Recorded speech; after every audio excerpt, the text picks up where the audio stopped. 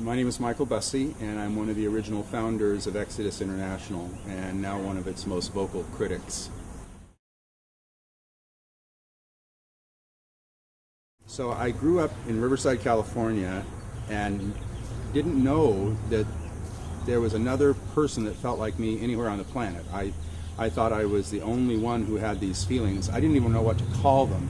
I remember first having them in elementary school and hearing kids call me names like faggot, homo, queer. I didn't know what that meant. I just knew it meant that I was bad and that they didn't like me. And I didn't have anybody to ask, so I decided to do the only thing I could think of doing, and that was to go to the Riverside Public Library.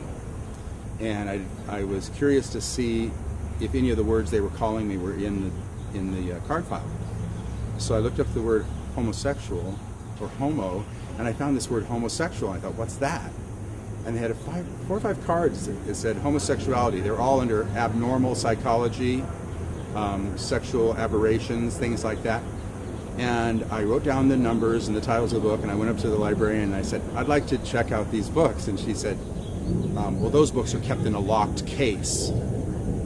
And I think I was 12 at the time. And she said, why do you want to look at those books? And I said, I'm writing a report for school.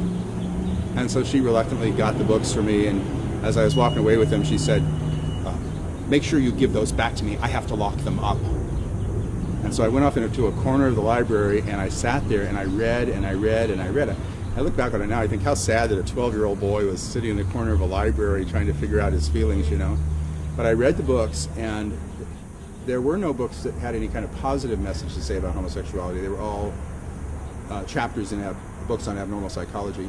And they all agreed that I had an illness, that it was probably a result of faulty parenting, you know, an overbearing mother and an abusive or absent father, which wasn't true in my case, but that's what the book said.